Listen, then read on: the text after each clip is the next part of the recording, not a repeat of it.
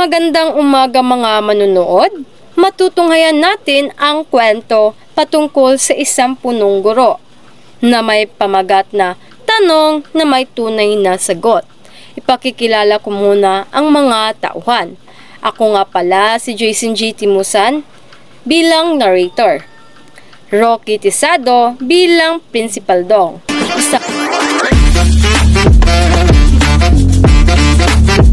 Isang mapanuri, tahimik pero may tapang na punong guro.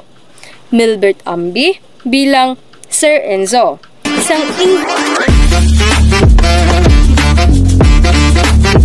Isang English teacher, sarcastic pero may malasakit. Roxanne Solitario bilang Ma'am Lani.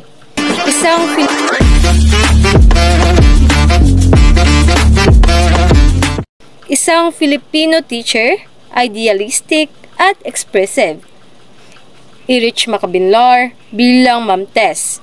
Isang science teacher, analytical at tahimik.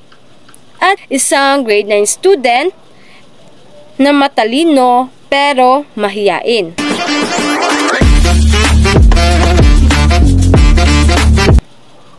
Christian Ray Pipito bilang student to, isang grade 9 student, outspoken at curious.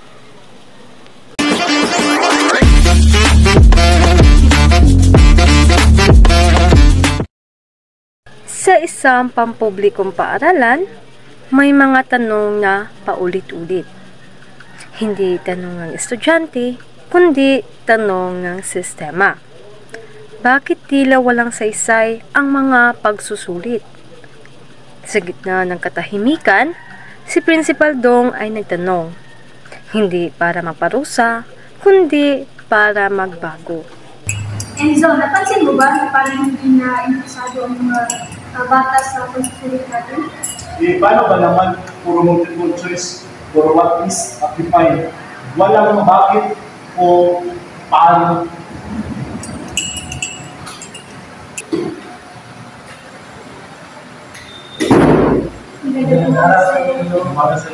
Narinig ko ang pag-uusap ninyo at tama kayo, kailangan natin na baguhin ang ating pamaraan sa pagsusulit. Sir, handa kang tumulong, gusto mo gumawa ng tanong na may damdamin, hindi lang kaalaman. Salamat namin. Ang ating task ay buo ng facing blueprint na may malinaw na limit, may lalim at may sensal. Yes, gusto kong subukan ang tanong na kung ikaw si Rodrigo, susundin mo ba ang puso mo o ang pamilya mo? Sa Pilipino naman, tanong ko, paano may patayan ang iyong kalungkutan sa isang lugar? Sa science naman, magpapagawa ako ng mini-investigation, hindi lang tanong, kundi aktwal na gawain. Iyan ang gusto ko, mga tanong na may lalim at may kaugnayan sa tunay na buhay. Pero nananin ko na, kung bawat tanong ay kailangan nakaayon sa learning competencies. Ngayon, mag-review tayo, tignan natin yung malinaw ba ang alignment ng tanong sa competencies.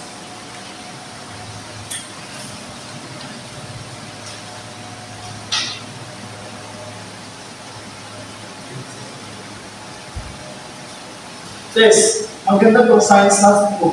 Siguro, pwede idagdag po ang skill ng sinusukat. Observation o hypothesis for you. Oo nga, no? Salamat, Enzo. Iyan ang gusto kong feedback. Sir Dong, ganito pala dapat intentional at hindi basta tanong lang. Tama ka namin. Kapag malinaw ang learning, mas nagiging makabuluhan ang pagsusulit.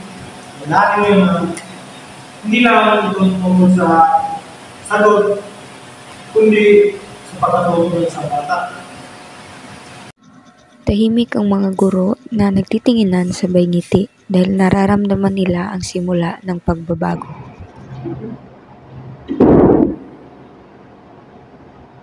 Good morning, class. Good morning, Na.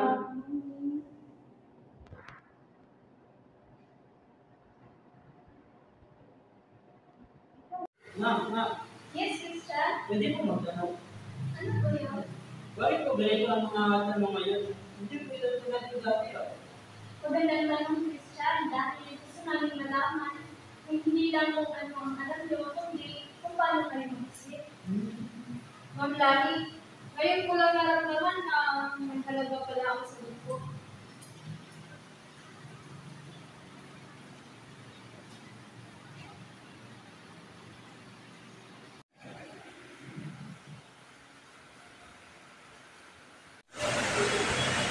Guys, hindi ko inakala magbibigay ko ang episode na ginawa namin bago sa mga masulit.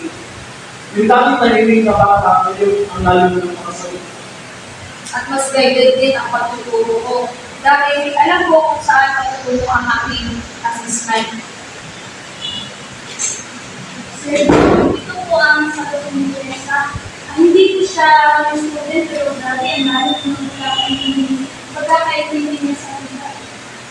Hindi ang tunay na tagumpay. Hindi lang sa mataas na mata, hindi sa malalim na pagkinawa. Sa pamumuno ni Principal Dong, nagbago ang pananaw ng mga guro. Sa blueprint ng pagbabago, isinulat nila hindi lang tanong, kundi pag-asa, pag-unawa at pagkatuto. At sa paaralang ito, nagsimula ang isang tahimik ngunit makapangyarihang revolusyon mula sa tanong tungo sa tunay na sagot.